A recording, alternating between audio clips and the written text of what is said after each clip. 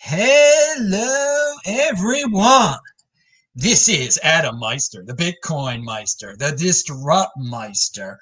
Welcome to the One Bitcoin Show. Today is June the 23rd, 2020. Strong hand, long-term thinking. Bitcoin is the next Bitcoin. Offended by selling. In motion. This dude right here, he's in motion, okay? He's come up with a pretty cool idea for a company here in the Bitcoin space. This is Grant Blaisdell. You are representing Coinfirm. You're one of the co-founders of Coinfirm, and you've got a product that a lot of people are interested in now called Reclaim Crypto. Now, we're going to get into a lot of what your company does. I find it fascinating. A few days ago or a week ago, I don't know when it was, some dude on the internet, on Twitter, made a big video saying he lost 12 of his Bitcoin were stolen from his storage device. And in the thread, someone recommended your company, actually. And then a second person left a message in that video in the comment section talking about your company, and you heard that I mentioned the company, and we got in touch, and now we are going to hear about what Coinfirm does. So take it away, Grant. Thank you for being here. First off, thanks for having me, Adam. Like I told you before the call, you're one of the few, let's say, kind of online crypto media personality entities that wanted to take a deeper dive in what we do in general, as it's quite AML specifically is very kind of misunderstood by most people in the crypto space, and there's of course certain ideological reasons behind that. But once again, thanks for having me and giving me a chance to talk a little bit more about what we do and why we do it. And as you mentioned, I'm a co-founder and also run the marketing end for Coinfirm. So I'm when people are commenting under videos like that, suggesting us, etc., that makes me personally quite happy, because it means maybe I did something right somewhere. But yeah, when you can choose what we want to start off with first. We can talk around the Reclaim Crypto, or I can give you just a quick helicopter overview, of us, and then we can go into the specifics. Yeah, give a quick helicopter of the company, because you branched out into like about 4 different sectors, 3 or 4 different sectors there, and then we'll dive into the Reclaim Crypto, because I know people are really interested in that. Yeah, that's the most popular one right now. To talk about. Yeah, so we started, as you mentioned, I'm a co-founder. The initial idea technically wasn't mine. It was 2 of my co-founders, Pavel Kuskovsky and Pavel Alexander, who have worked with each other before. Pavel Kuskovsky's, among other things, he was the former global head of AML, so anti-money laundering at Royal Bank of Scotland. The other Pavel was head of fraud investigations at major corporations and one of the big 4s. My personal background is I'm kind of a startup creator guy from California. So I originally come out of digital media space, and I was applying blockchain technology to the digital media space. And I happened to run into 2 of the other co-founders of Coinfirm.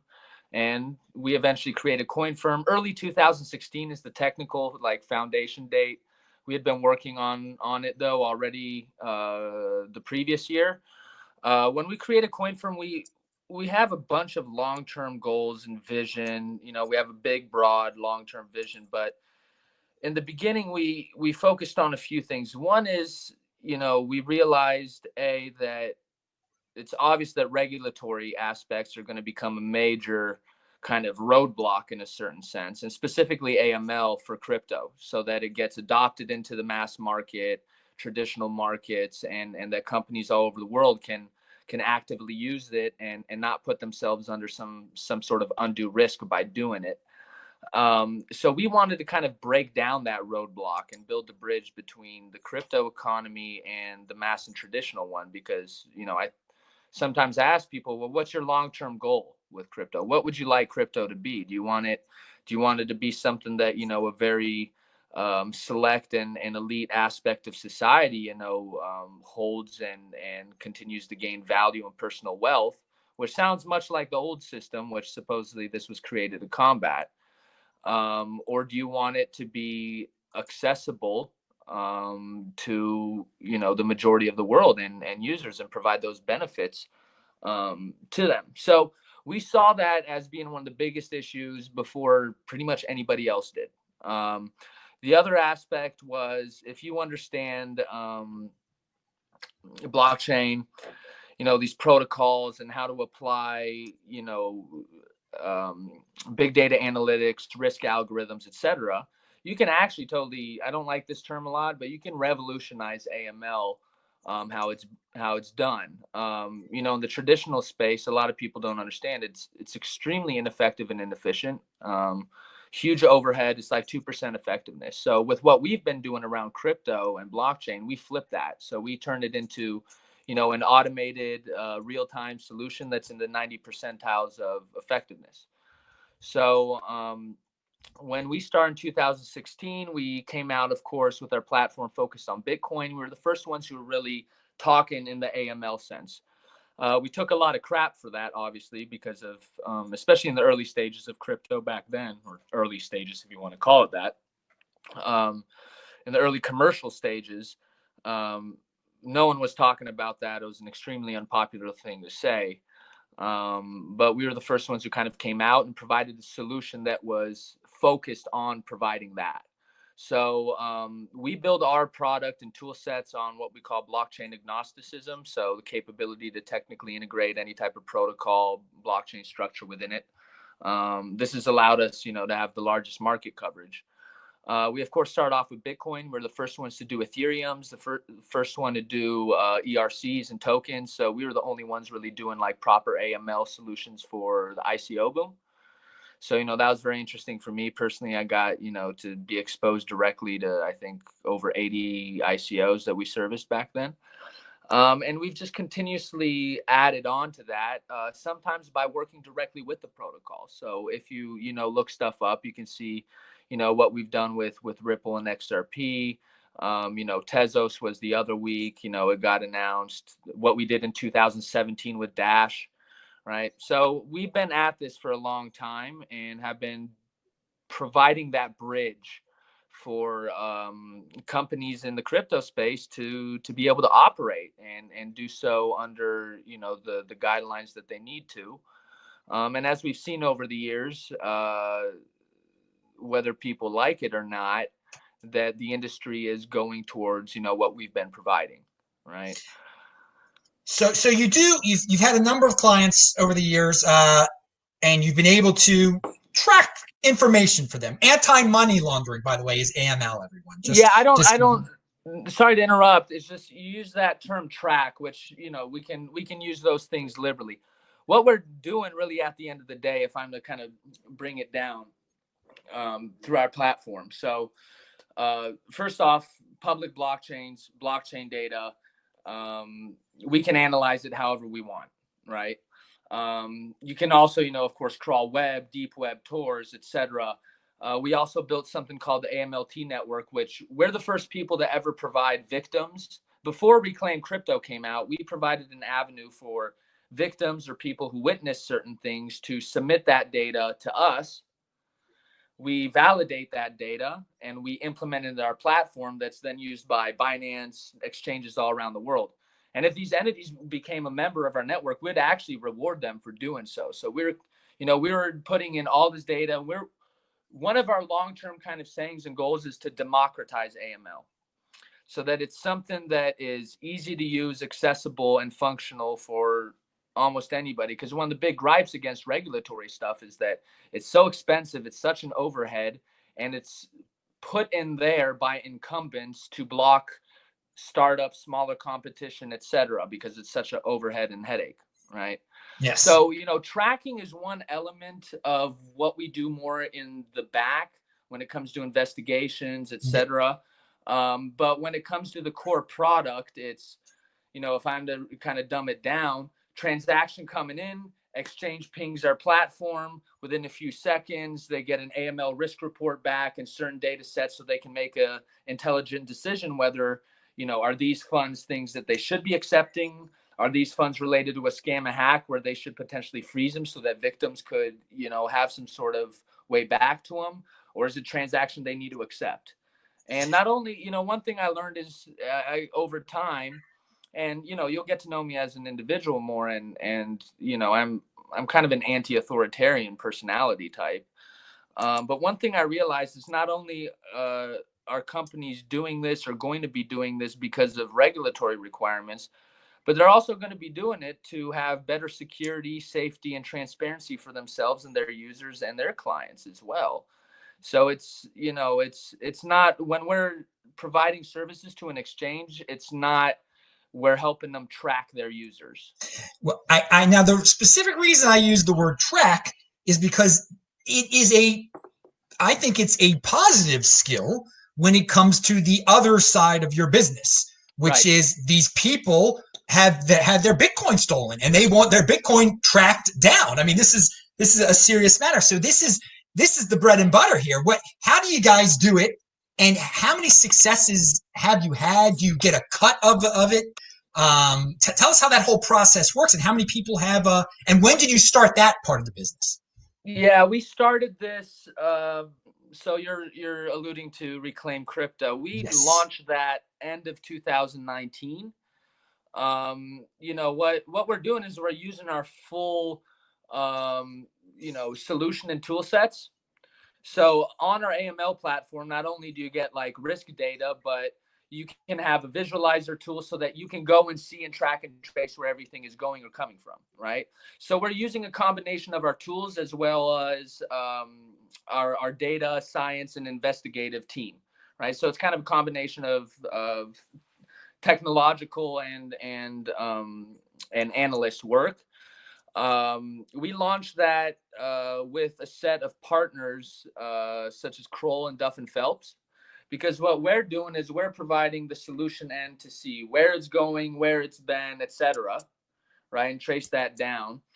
And just as a reference, if you go you can look up some CoinDesk articles or even some tweets you could find around some hacks like the Binance hack or something, where you can see what these kind of tools look like, right? Where you can see how these funds are moving, etc. Our whole thing is about transparency, right? As well, at the end of the day, as much as we possibly can, and especially in comparison with our competition, right? So you're not going to see what they're doing. We like to show what we do a lot. So we're providing that end of where it is, where it went, etc. And then we have partners who got to come in. And this is what some people around Reclaim Crypto don't understand. They think it's like, okay, Coinfirm, you know which wallet it's sitting on, so you can get that tomorrow, right? These cases take potentially years, right? Because you have to have the legal process. And crypto is specifically complicated because it's non-jurisdictional. These funds are going bloop all over the place, and each jurisdiction has, what are we going to do, run up in their house and Yeah, but that was my question. Give your Bitcoin, like, it's not going to happen like that. So one thing that's important for me to do is also to kind of set realistic expectations for people and understand that this is a very long-term process, and we're setting a precedent for the industry, which is never easy. One thing I learned as having failed before with my startups, I've had a few projects before, is being really early and trying to do something that's needed but is forward. Just like with us with AML, when we came out, we got loads of crap from people. But these things take time, and the industry needs to mature, and certain precedents need to be set. In the UK, they recently set some sort of legal precedent in a court case around Bitcoin being property. We wrote an article around that, right? So that, for example, helps set certain legal clarifications that allow us and our partners to go into these jurisdictions and pull it out. We're working right now. The way we're approaching it at the moment is we're allowing, people and individuals to make their claims.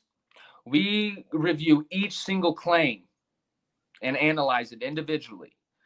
The more claims towards a particular case, the better, right? More evidence comes in. It gives a bigger picture of everything, and also allows at the end part for the legal aspect to be a lot clearer and a lot stronger. So right now we're collecting all that, analyzing it, and we're kind of prioritizing cases, right? Which one? Sorry, go ahead. No, yeah, I'm just curious how many have. I mean, this is when people lose their Bitcoin, it's like the worst thing in the world. So I would assume people Google for like, how do I get my Bitcoin back? Have you been contacted by a lot of people? Yeah, and that's what another thing people have to understand. We have thousands and thousands and thousands of these cases, right, and claims. So, and our teams are going through it, like I said, individually and trying to treat them, properly. Some people have been getting frustrated, and I understand it, because once again, they have this expectation of, oh, Coinfirm knows where it is, so therefore they can get it, right? And it's not that simple, and we have to, approach it with the big picture. So we have a few cases that are, really, really big. These are some of the bigger cases in the history of crypto that we're kind of focusing on. And our goal is to, as quickly as possible, deliver a few of these major cases that are worth billions of dollars and affect a nice portion of the victims that have claimed things, and start also building a quicker and more direct way of reclaiming funds, especially through exchanges. If things that are sitting on exchanges, then it's a lot easier to do that. You can start creating direct relationships with these exchanges, and because we service a lot of exchanges, we have the potential and capability to do that, right? So once again, we're trying to get to this democratization of this thing, because most of these people, all they can do is go to the authorities.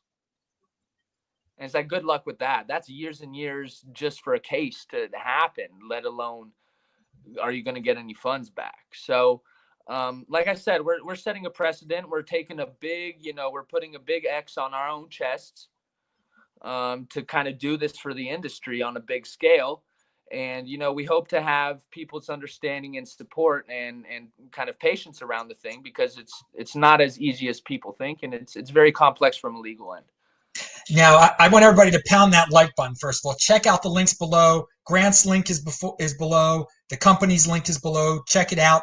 And also, there's a link to the guy who inspired me to research this, the guy who said he lost his 12 Bitcoin. And that tweet and that account have disappeared. So I don't know. Did you hear about the guy that lost had his 12 Bitcoin stolen? I only because I watched your last one where you mentioned us. I only know that part, said something around that. I didn't research into his profile or his tweet, but hopefully he made a claim, and hopefully in the future we can help him with. Well, that. You're being an optimist there. I think he might have been scamming people. I mean, he erased everything. Okay. That's a little strange. There were people that were suspicious from the beginning, and that's another factor that you're going to have to deal with. If people start finding out about what you do, they're going to be scammers that try to contact you also. Yeah, it's funny. I told you about that network that we built where people can submit data. So we did a profile with Crypto AM, actually with City AM, with Crypto AM. We did a kind of a feature around the Elon Musk scams. Yes.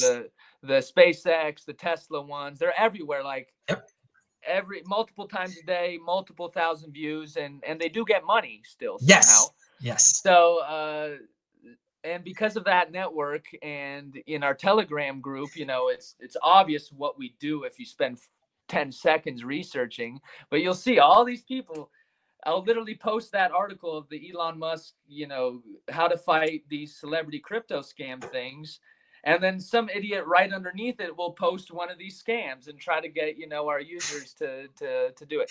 So listen, we've been in this, for 4 years, over 4 years now. So we're used to it. And, a lot of people in crypto didn't like what we were doing until they became a victim, or until they weren't able to run their business because they didn't have solutions like ours, right? Okay, so I mean, and you keep alluding to this too. So you're willing to work with small companies who, I mean, in Europe, there's the AML rules can be so hard that they just give up. And only the big companies can continue. They're the only ones that can afford this.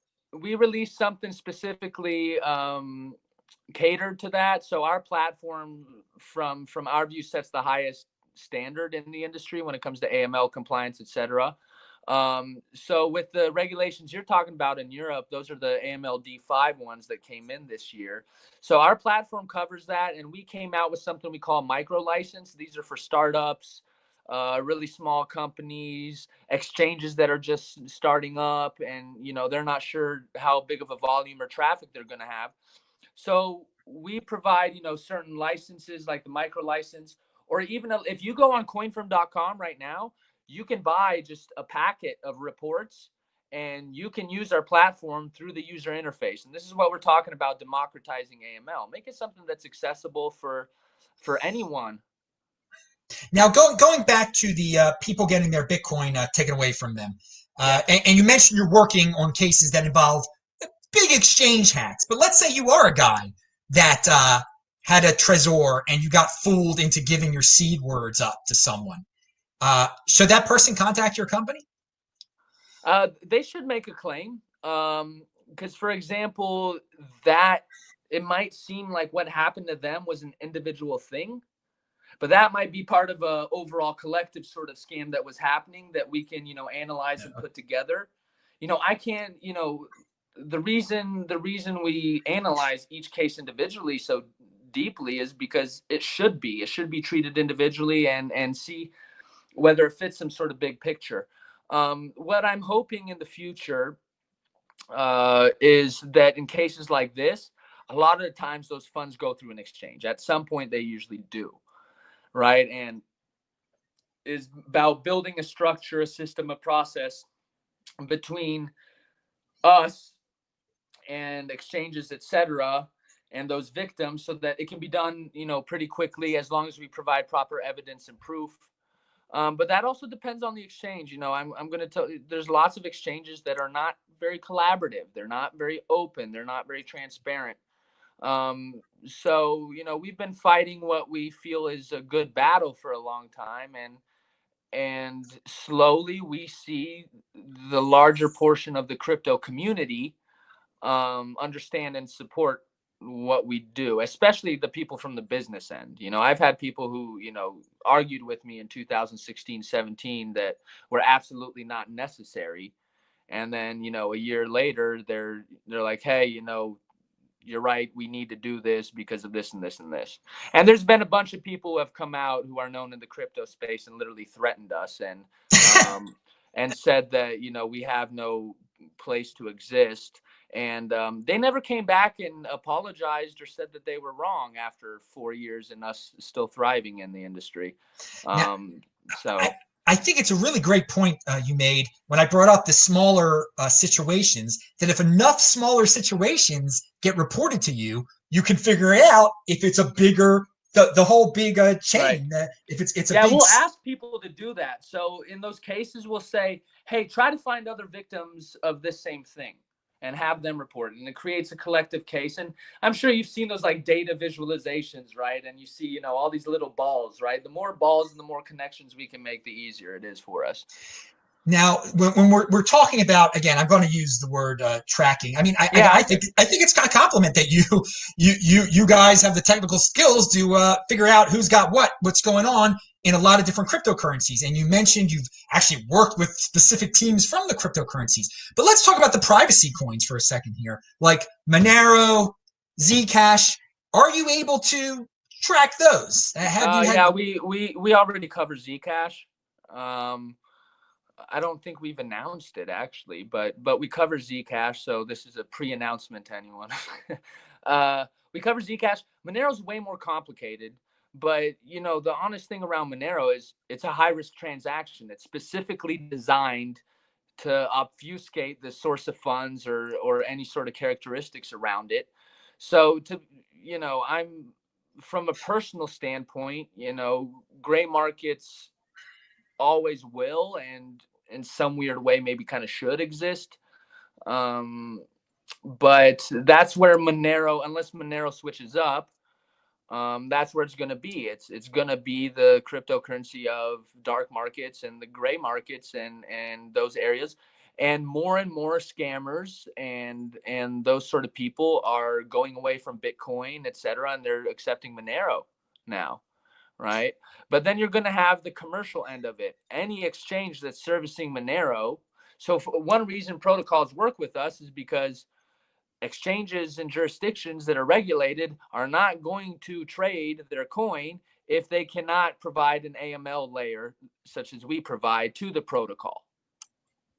I got to say, oh wait, you got cut off there. You still there? Yeah, I'm here. Okay, good.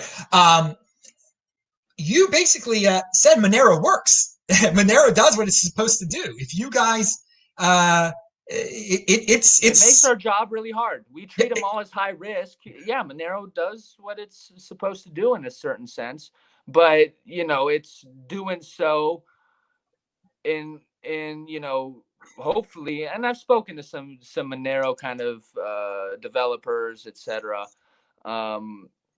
Before, but my guess is that these are really smart people involved in it, and that long term they probably don't want to take that risk. But I don't want to comment on it. Yeah. Now going back to the finding people's lost funds. You specifically say Bitcoin and Ethereum.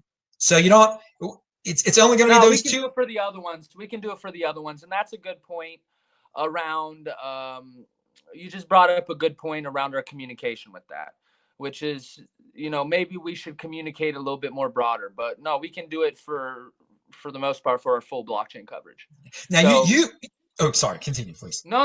It's all right. It's just I was going to name off. That includes XRP. Okay. Well, that's what I'm going to say. Your company is blockchain agnostic. You've stated that. You're just. I mean, this is your business. You don't care what coin it is. If you can do the job, you're going to do the job for them. Yeah, I mean, we even developed an AML layer for the largest bank in Japan for a yen pegged stablecoin that was built on Hyperledger. So we've even built systems for Hyperledger. So my question is, you personally, you've been in this game for a while. You keep saying 2016, but when did you first get into this? And do you have are you deep down a Bitcoin guy, or are there ones that you favor personally holding? And if you're asking about me personally, yes, as an individual, yes. Yeah, my foray into crypto and blockchain tech, I was in California at the time.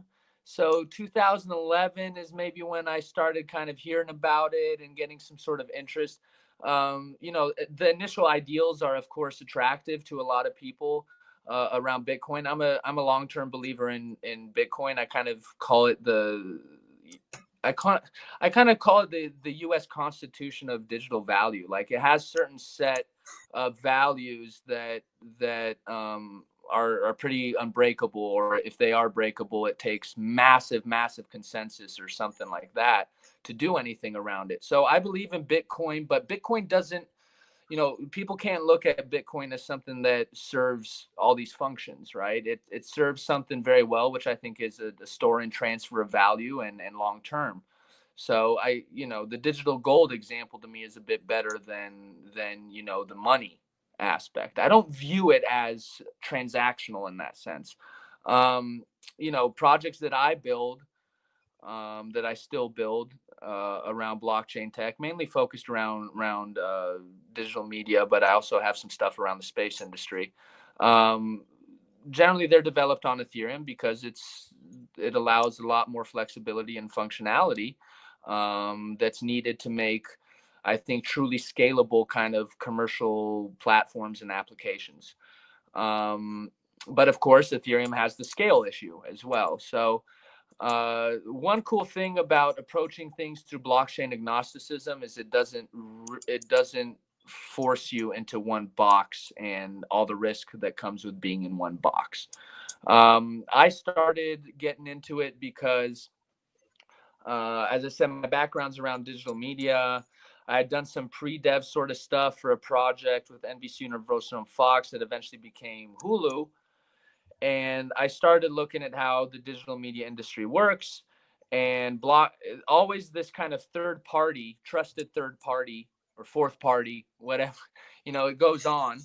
That was always the big issue with me, right? So if we can, and I've asked high up people at Spotify or criticisms towards YouTube, it would be, hey, because I'm an artist as well. I do music, I'm a creator as well in that sense. I said, okay, how do I know that I'm getting what I'm supposed to get? How do I know that? Right? I'm entrusting this massive multinational conglomerate to not only be truthful, but to be tracking that properly and immutably. Right? I'm not saying they have bad intentions. They want to screw everyone. That's not what I'm saying. What I'm saying is they don't even have the systems to do that. Right? So blockchain was my foray in blockchain. That was my aha moment around blockchain, which I think everybody kind of has an aha moment. Yes. I did a JV with a big media company in Central Europe to take a legacy title, make it digital, put it on this blockchain system that I developed. But one of my issues has been being too early in life, and that can be worse than being a little late sometimes. I like what you said about Bitcoin being the U.S. Constitution. You're into other cryptocurrencies, I can tell, but you do have a base layer there in Bitcoin. You get the digital gold. No, I thing. believe in Bitcoin. Bitcoin's the one that I believe in as far as its core fundamentals and function. Right? Yes, the other stuff has a lot more let's say space to change and be manipulated, and we've seen it over the years with multiple protocols and projects around it. What happened unfortunately to Steam recently, you got those examples, right? Yes. Oh yeah. Well, that's an ongoing. I'm glad you know about that as an artist, that you know about the Steam and Hive thing. And well, I was talking to Steam about, I have a album coming out, might not come out this year. It's called Mr. Crypto, and it's what it is musically is an entirely different thing. But what I'm going to be doing with it is I'm going to be implementing blockchain and crypto systems behind myself as an artist, treat myself as a guinea pig, so that I can own the relationship between myself and my listeners, as opposed to relying on middlemen or third parties, right? So I'm all about that sort of approach towards industries, and that's why I love this technology. I'm not a speculative guy. I barely hold any crypto. I actually don't like the speculative aspect of crypto. I like the creation aspect. Wow. There's a little. That's a different take there. You're not holding that much now. Things can change. I will say this: Mr. Crypto, the album. That's a good idea. You'll get some press from that. I mean, you're a marketing guy. Keep us updated about that. I will. Yeah, I man. will. I released this song, first kind of single the other week, called Coronavirus Soup for the Soul. There's a music video coming probably next week around it. But around the Mr. Crypto stuff, I'm going to try to make it as loud as possible, because at the end of the day, it's also about getting as many people as possible to engage with this in a way that is comfortable to them or is attractive to them, because I think crypto has failed tremendously under that aspect. Well, okay. So there's a question. Yeah, user interface with Bitcoin. Right now, do you see this is it's being too many people scared away? Is it still too technical where we are? Yeah. I don't like using exchanges. I don't like any of that stuff. So no, it's where the industry's done very well for 10 years, but and it's progressed a lot. But really, this is my thing. People ask me about this. The true end all for crypto is you're going to have hundreds of millions of people using it and not knowing that they're using it.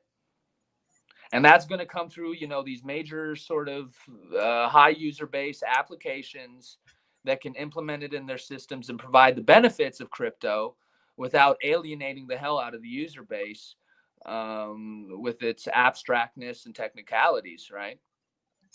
I've got a question from the audience here. Sure. There's actually he's a fan of this show. A guy back in, I believe it happened to him in 2018. He had 14.2 Bitcoin and a lot of Litecoin stolen from him. Should he cover Litecoin too? So can this guy report to you? Can he fill out all the stuff? Okay. Don't go reclaimcrypto.com. Just fill in your claim. and try to provide us as much data as possible, and be patient, and hopefully, we can do something for you in the long term. Once again, I don't want people to have the expectations like you make a claim, we use our tools, we know where it is, and then it comes back. So it's very important to me to kind of to communicate that clearly to people. It almost seems like it's a better idea.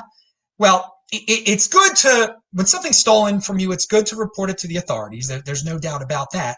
But it seems like it's almost a better idea to report it to you guys first, so because you guys could get more information, which could then help the authorities actually do their job. And it's funny you brought it up.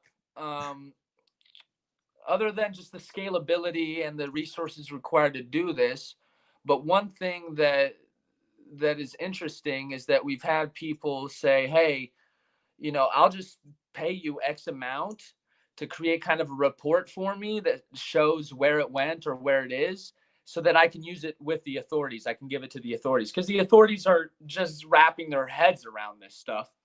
They're not, as far as we are. And that's why, authorities, use services of companies like ours so that they can, have some sort of tool sets around it. But yeah, most definitely, I agree with what you said. And, there's a potential even business model for us within that. But we're really focused on, of course, being the best at what we do, which is the AML stuff. yeah, But okay, focused on creating successful cases around reclaiming crypto. and that was something I gathered from this interview. You've got this beautiful. I think it's a great idea to help these people that need that had their Bitcoin stolen. But it seems like you are more focused on the AML side of your business. Just because you've got established larger clients, and I mean that's just the way.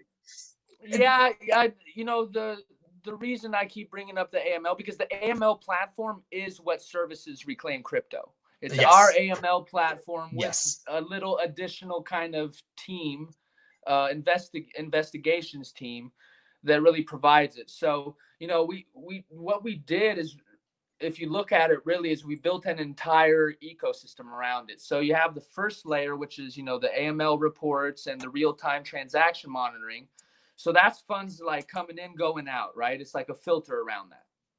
Then you have the other end up here, which is the reporting. So that's the AMLT network, where, our network members like CoinGecko or whoever it is can submit data into our system. We analyze it. If it's legit, we implement it in this platform. So like a victim, for example, can report that into AMLT, and then an exchange who uses our platform then sees that it's related to this scam that happened to this victim, right? And maybe they can do something about it.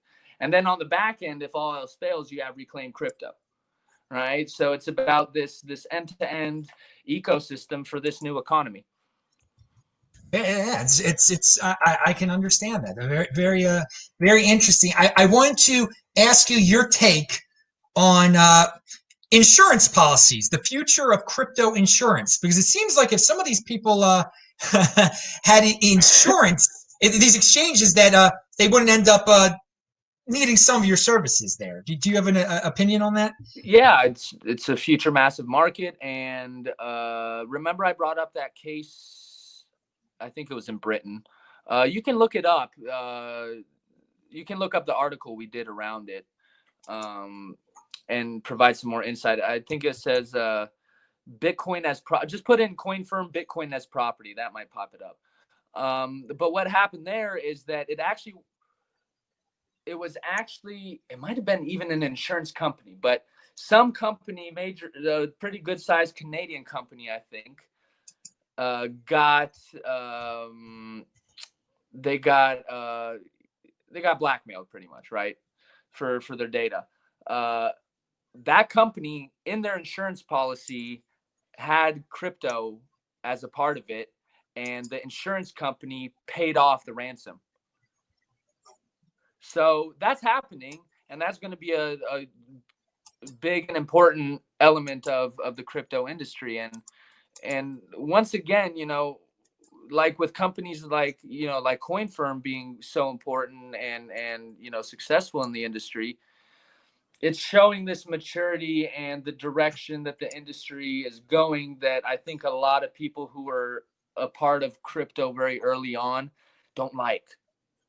Well, and that's my next question. I think you guys might be involved in something that some people don't like. Another aspect is, do you have a custody solution of some sort here? I'm reading about. What is this? Your True Datum. What's True Datum? True Datum. Okay, yeah, I'm glad you brought it up. I just didn't want us to get us, go off on too many tangents. True Datum is, if I were to really kind of simplify it, it's a data provenance solution built on blockchain. So register and verify authenticity of any file, document, or data using blockchain. We've actually done 2 of the largest true implementations of blockchain solutions in banking, which is with the largest bank in Central Europe, PKOBP. So we implemented True Datum into their systems, and they've sent, I think, documents registered through True Datum to over 7 million citizens in Poland. And then recently we integrated True Datum into Link4, which is one of the bigger insurance companies in Poland, and they're kind of applying it for the same sort of application. So now there's 16 million users. When they get digital documents from them, they can upload them and check if they're authentic, when they were made, etc.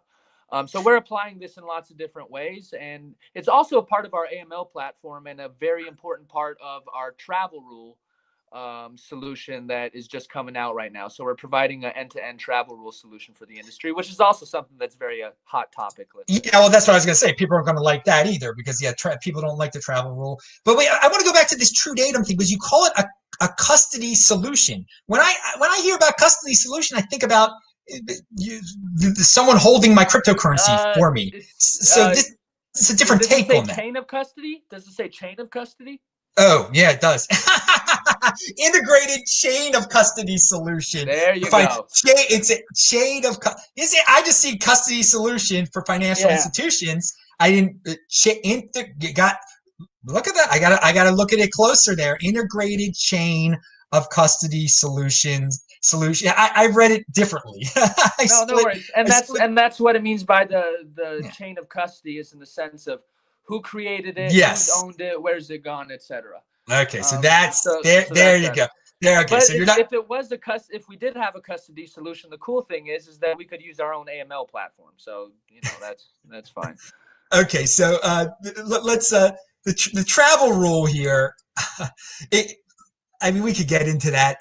Again, that's. Well, maybe you want to set up a separate one. Let's talk about it real quick here. Okay. It's the first comprehensive solution addressing the FATF travel rule regulation on the market. Coinfirm's all-in-one tool enables to easily transfer, register, and report all travel rule data listed in FATF's guideline. So you're helping people be compliant to the FATF rule, to the FATF rule. Yeah, and that's an extremely important thing in this industry. And for us, we worked directly when doing this. We work directly with some major players in the space, as well as one of the best and most progressive jurisdictions and governments for crypto. So it was very important for us, and our CEO said this very early on. He said, listen, the travel rule thing needs to be done properly by people who understand what the hell they're doing. Because if it's not done properly, it's going to be it can be very bad for crypto, right? It can really stifle innovation and growth and things like that. So our whole thing is these things are happening. These things are going to happen. Let's do it in the best way possible and provide the best solutions for the crypto industry and its growth, and not just because what a lot of people did in the beginning, they go, screw the regulators, screw these guys, screw the banks. And then what? And then you're letting these guys dictate the terms of your industry without you having any sort of input or influence on it. And that's not good for the industry at all. So, the travel rules, our travel rule solution is a big thing. It's what we're releasing right now. So, it's something we'd also like to put a bit focus on. Yeah. Well, there's the shows and the Twitter people that I follow and stuff. Most of them are very, you bring up AML, you bring up travel rule, and they do focus on all the bureaucracy involved and why do governments have to do this. And I don't enjoy the government. I don't like the governments have to do this. But these things, they exist. They do exist. And so you're a guy that's in motion. You saw the opportunity, and you have developed products which help people comply to these rules, and so that they don't get put out of business, and they don't make a mistake, that the government does not shut them down. And thank you for saying that, because you know what a lot of people miss in this stuff is we're an essential component to them being able to function. And you know, as maybe you can hear now, like I'm pretty kind of individualist about this stuff, and I'm not a fan of authoritarianism or anything like that in any sort of sense. But you know, there's a need, and the need should be fulfilled by the best possible solutions and people who know what they're doing around it. And eventually, you know, you're going to see a lot of these people, you know, understand that a lot more. Just like I've had people who disliked us eventually become our client and, you know, hang out with us. Now, my final question, because we're getting toward Sure. the end of the show here, is since you've stumbled upon all sorts of cases, I'm sure, and you know, you've helped exchanges, and you've detected people who have probably had cryptocurrency that they've gotten in really wacky ways. What is the craziest story that you can you can share? The freakiest use of cryptocurrency, or the scariest, or or whatever, something interesting. Well, obviously the once you get into the deeper parts of the deep web, you get some really gross stuff happening. The funniest one to me was, and this is a problem on LinkedIn that's happening, and a whole nother thing, you know, we can have a discussion another time, is, you know, just like you saw Ripple suing YouTube. Yes. Right. So, you know, stolen identity cases are funny. So, you know, at one point I was speaking to the founder of a major protocol, like officially on LinkedIn, through a profile, all set up, everything. And after a while, I'm like, something's weird here. And it ends up that it's not that guy. And he was trying to get me to, you know, send him funds for something or other. But it's really interesting how far the identity theft has gone, and how many people still fall for it. You know, the reason the Elon Musk stuff and you know, or whatever celebrity type stuff is still up, is because it works on some people. And I had the production company of a major TV celebrity. He's British originally. I'm not going to name him, but major guy come to us and say, hey, you know, what can we do about this? Right? What can we do about it? So to me, you know, the identity theft stuff is interesting. You know, I get loads of scams on Telegram because I run the AMLT network Telegram group, among other things. So I've gotten a lot of funny stuff. I'm sorry if I don't have a real crazy or sexy one, but there's just, it's like every single day I get weird stuff. So it just all becomes one big blur to me. Well, hopefully, if one thing comes out of all the stuff you're doing, man, I hope you do stop those people from doing those insane Elon Musk fake YouTube videos where they're like, yeah, we're giving away 2 Bitcoin today. Please send us 0.1 Bitcoin. If your business at least calls attention to that, and people have written about it, but I have seen this quite a few times. What you're talking about, the Elon Musk, that there've been other ones too, other cool, hip, futurist type of people. They impersonate, and people actually believe they're watching this person. Who's the guy in charge of Twitter? What's his? Jack Dorsey. I saw the same Dorsey. fake Jack Dorsey. So yeah, I would love if you helped track down some of the dudes. Well, to that, we're not going to eliminate people from being able to do that. That's more going to fall on, like mentioned, on those platforms and those networks. But and you can look it up. If you look up City AM and then put Elon Musk crypto or something in Google, that article should pop up, but what we can provide is, like I said, the system in the back that really hurts the incentives for them or the capability for them to monetize it. Yeah. Well, I hope that one of these dudes, because there's plenty of guys that are trying this stuff. I hope one is exposed with the help of you, because it'd be interesting to know who these dudes are that are doing this. Now, again, guys, this is where the big boys play. Never send your Bitcoin anywhere when someone's asking for it that you think is a superstar. I mean, most people watching this know this already, but I'm just trying to draw some positive conclusions out of this, some interesting things that could come. By the way, there's someone in the chat that says, "How many teams do you have?" I guess he means how many teams of people are working on the